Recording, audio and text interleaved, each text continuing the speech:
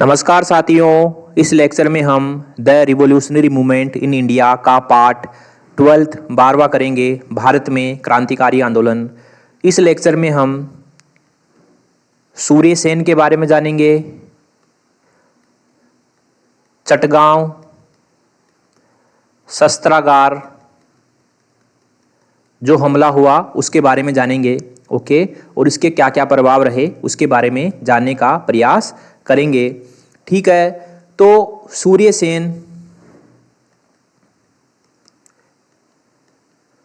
सेन बंगाल के क्रांतिकारी थे। ये जो गांधी जी का असहयोग आंदोलन था उसमें इन्होंने भाग लिया था, और गांधी जी के जो असहयोग आंदोलन की जो सफलता थी उसमें इनका काफ़ी भरोसा था। इनको भी भरोसा था कि जिस प्रकार ये आंदोलन चल रहा है भारत को जल्दी ही स्वतंत्रता मिल जाएगी। लेकिन हमको पता है कि चौरी चौरा की घटना के बाद 5 फरवरी 1922 के बाद जब गांधी जी ने असहयोग आंदोलन वापस ले लिया तो कई क्रांतिकारियों का जो है मनोबल टूट गया, और उनमें से जो है सूर्य सेन और इनके शिष्य भी थे। ठीक है, तो इनका जो है असहयोग जो आंदोलन था उससे जो है मन उठ गया। जो आंदोलन था, जो जन आंदोलन था उससे मन उठ गया। फिर ये वापिस बंगाल आए और इन्होंने अपने हिसाब से जो है अंग्रेज़ों के खिलाफ कार्रवाई करने का फैसला किया, और इन्होंने और इनके जो शिष्य थे, इनके जो छात्र थे, उन्होंने मिलकर एक साम्य आश्रम की स्थापना की। और इस आश्रम की स्थापना किसने की? इस आश्रम की स्थापना की सूर्य सेन, जिनको मास्टरदा के नाम से भी जानते थे, और इनके प्रमुख शिष्य, जिनमें से प्रमुख कौन कौन से थे? इनमें से प्रमुख थे गणेश घोष और अनंत सिंह। ओके, तो पहले ये जान लेते हैं सूर्य सेन। तो इन्होंने साम्य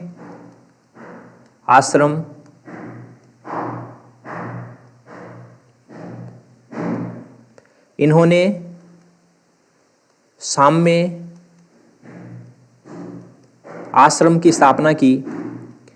इसमें संस्थापक कौन कौन थे? एक थे सूर्य सेन, जिनको मास्टरदा के नाम से भी जाना जाता था, और इनके शिष्य जिनमें प्रमुख थे गणेश घोष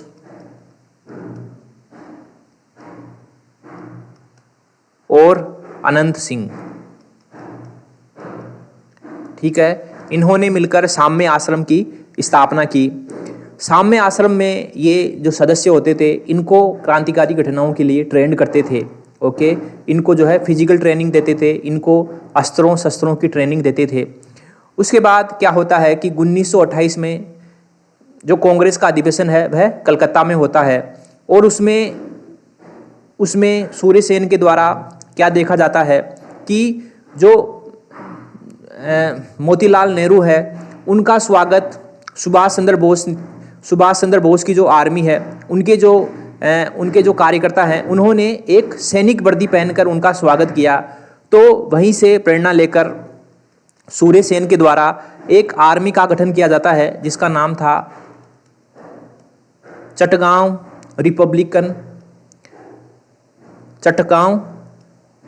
रिपब्लिक आर्मी।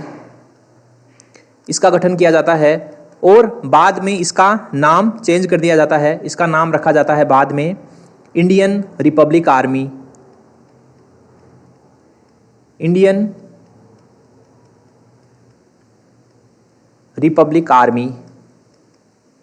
ठीक है, तो इस आर्मी के क्या क्या उद्देश्य थे? तो इस आर्मी के उद्देश्य थे, प्रमुख उद्देश्य तो क्रांतिकारी घटनाओं को अंजाम देना था। ठीक है, तो ये आर्मी जो है इसके उद्देश्य तो ये जो है सदस्यों को हथियारों का प्रशिक्षण देती थी, हथियारों की ट्रेनिंग। ठीक है, और प्रशिक्षण, और इसके साथ साथ ही हथियारों और धन का प्रबंधन कैसे किया जाए, हथियारों और धन का प्रबंधन कैसे किया जाए, ये इसका उद्देश्य था, प्रबंधन। ठीक है, तो इसी उद्देश्य के तहत इन्होंने योजना बनाई कि जो हमारा धन और जो हमारे हथियार हैं वह सरकारी हथियार और सरकारी धन ही हमारा जो है हथियार है और हमारे धन है।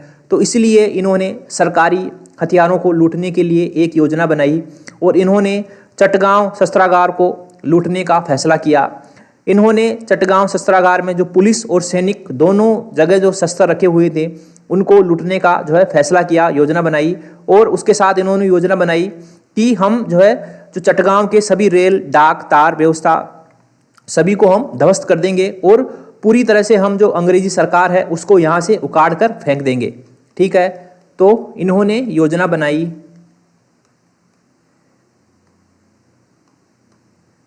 इन्होंने चटगांव शस्त्रागार को लूटने की। चटगांव शस्त्रागार को लूटने की दोनों पुलिस शस्त्रागार और सेना का जो शस्त्र है सैनिक शस्त्रागार दोनों को लूटने की इन्होंने योजना बनाई। ठीक है, तो दोनों को लूटने की इन्होंने योजना बनाई।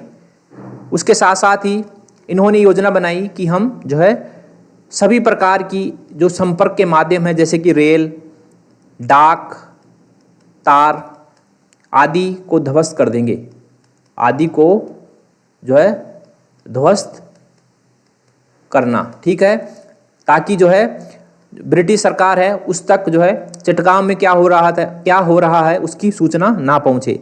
ठीक है, तो ये इन्होंने योजना बनाई। इसके साथ साथ ही हम एक बात और जान लेते हैं इसमें कि जो ये इंडियन रिपब्लिक आर्मी थी, इसमें जो है ऐसा नहीं है कि केवल जो है पुरुष ही थे, इसमें जो है महिलाएं भी थी और इसमें प्रमुख महिलाओं के नाम हम जान लेते हैं। इनमें दो प्रमुख महिलाएं थी। ठीक है, एक तो थी कल्पना दत्त और एक थी प्रीतिलता वाडेदकर। ठीक है, तो इनकी सेना में महिलाएं भी थी और इसमें से दो प्रमुख महिलाओं के नाम हम जान लेते हैं। एक थी कल्पना दत्त और एक थी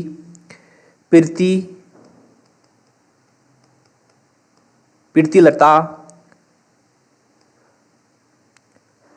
वाडेदकर। ओके, उसके बाद इन्होंने 18 अप्रैल 1930 को जो है चटगांव शस्त्रागार लूटने का फैसला किया, योजना बनाई। तो ये दिन था 18 अप्रैल 1930 का। ठीक है, और ये जो है रात के समय लूटा गया। इसमें दो टीम बनाई गई। एक टीम ने तो पुलिस शस्त्रागार को लूटा और एक टीम ने सैनिक शस्त्रागार को लूटा। सैनिक शस्त्रागार को लूटा। पुलिस शस्त्रागार को लूटने में जो है प्रमुख भूमिका निभाई थी वे थे, इसमें प्रमुख भूमिका निभाई थी जिनका नाम था गणेश घोष और उनके साथियों ने। ओके, तो ये पुलिस शस्त्रागार को लूटा इन्होंने। उसके साथ सैनिक शस्त्रागार को लूटने में प्रमुख भूमिका निभाई थी लोकनाथ बाउल और उनके साथियों ने। ठीक है, तो ये दो टीमें थी जिन्होंने पुलिस शस्त्रागार और सैनिक शस्त्रागार को लूटा। ठीक है, इसको लूटने के बाद फिर क्या किया गया, चटगांव को आज़ाद घोषित कर दिया गया। चटगांव को आज़ाद घोषित कर दिया गया और जो वहाँ पर प्रशासनिक अधिकारी, सैनिक अधिकारी थे ब्रिटिश के, अंग्रेज़ों के, उनको मार पीट कर वहाँ से भगा दिया गया और वहाँ पर जो है अंतरिम सरकार गठित की गई। इन क्रांतिकारियों ने जो है अंतरिम सरकार का गठन किया और ये अस्थायी क्रांतिकारी सरकार थी। ठीक है, ये अस्थायी क्रांतिकारी सरकार थी। इसमें अंतरिम राष्ट्रपति बनाया गया, अंतरिम राष्ट्रपति सूर्यसेन को बनाया गया। सूर्यसेन को अंतरिम राष्ट्रपति बनाया और इनको जो है सैनिक सलामी भी दी गई, सैनिक सलामी, इनको सैनिक सलामी भी दी गई। उसके बाद क्या होता है कि अंतरिम सरकार का गठन किया। उसके बाद ब्रिटिश सरकार ने जो है फायर ब्रेक किया, जो है पुनः हमला किया चट्टग्राम को जीतने के लिए। तो जैसे ही जो है ब्रिटिश सरकार ने, ब्रिटिश सैनिकों ने पुनः हमला किया चट्टग्राम पर, तो जो ये क्रांतिकारी हैं ये भागकर जलालाबाद की पहाड़ियों में चले गए, क्योंकि ये जो है गोरिल्ला युद्ध प्रणाली में जो है काफ़ी पारंगत थे, इसलिए ये जलालाबाद की पहाड़ियों में चले गए और वहाँ से फिर इन्होंने गोरिल्ला युद्ध लड़ा। इस युद्ध में जो है दोनों तरफ से काफ़ी लोग जो है मारे गए। इसमें ब्रिटिश सरकार के भी काफ़ी सैनिक शहीद हुए और क्रांतिकारी भी जो है काफ़ी लोग जो है इसमें शहीद हुए। ठीक है, तो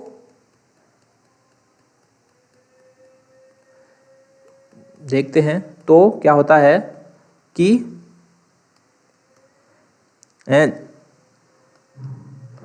क्रांतिकारी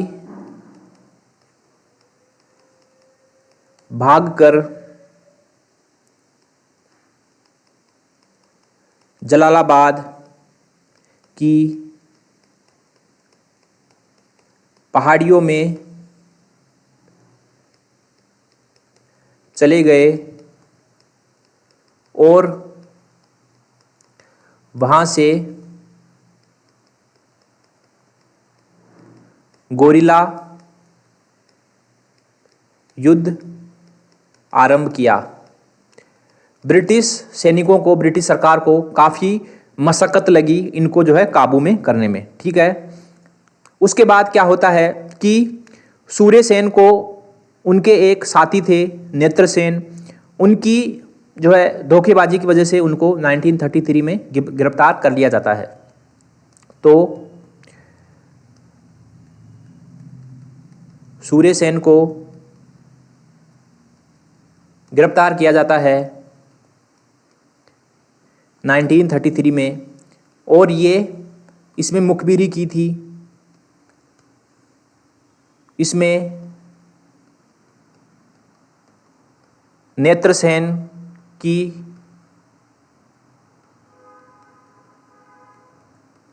धोखेबाजी की वजह से जो है सूर्यसेन गिरफ्तार हो जाते हैं।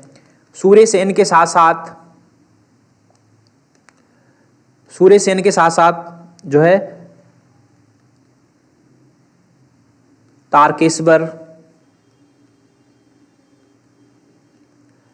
तारकेश्वर दत्त भी गिरफ्तार होते हैं और इन दोनों को जो है फांसी की सज़ा दे दी जाती है।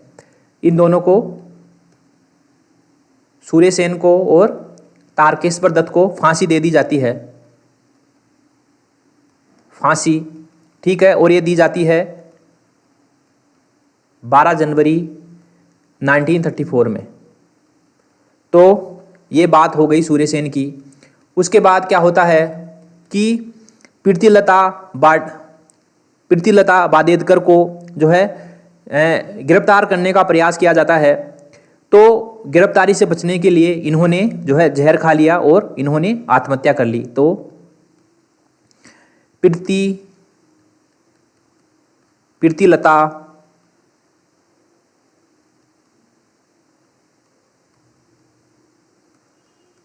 प्रीतिलता बादेदकर आत्महत्या कर लेती है। ठीक है, और कल्पना दत्त को गिरफ्तार कर लिया जाता है। कल्पना दत्त को गिरफ्तार कर लिया जाता है। गणेश घोष और लोकनाथ बाउल को गिरफ्तार करके इनको काले पानी की सज़ा दी जाती है। गणेश घोष और लोकनाथ बाउल को गिरफ्तार करके काले पानी की सज़ा दी जाती है। ठीक है, और टेगरा बल लड़ते हुए शहीद हो जाते हैं। टेगरा बल लड़ते हुए शहीद हो जाते हैं, लड़ते हुए शहीद हो जाते हैं। टेगरा बल लड़ते हुए शहीद हो जाते हैं। उसके बाद क्या होता है कि चटगांव की घटना के बाद क्या होता है कि बहुत बड़े पैमाने पर व्यक्तिगत हिंसा भी आरंभ हो जाती है। चटगांव कांड से प्रेरित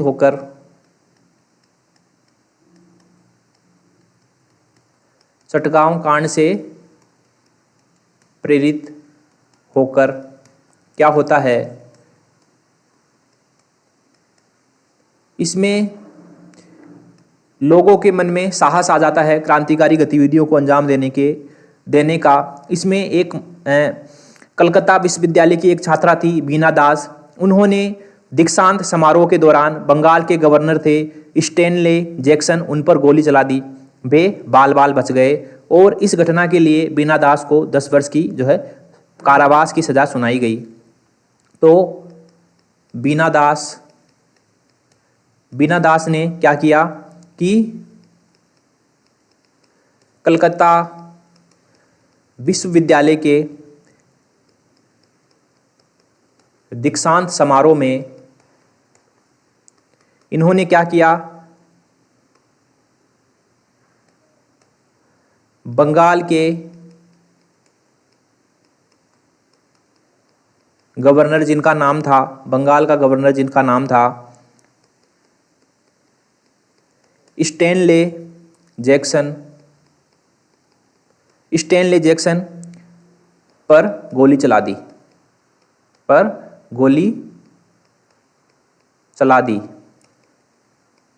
बच गए। स्टैनले जैक्सन बच गए और इस वजह से इनको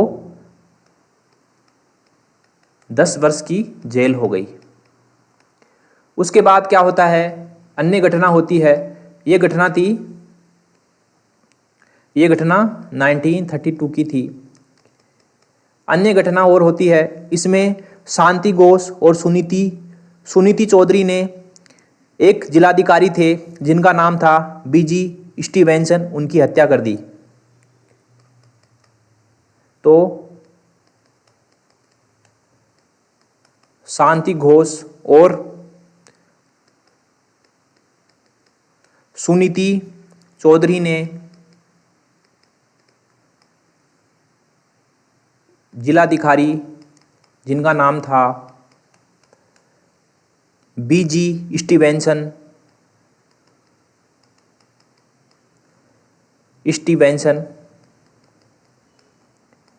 इनकी हत्या कर दी और ये घटना है 1931 की। उसके बाद क्या होता है, पंजाब में हरिकिशन ने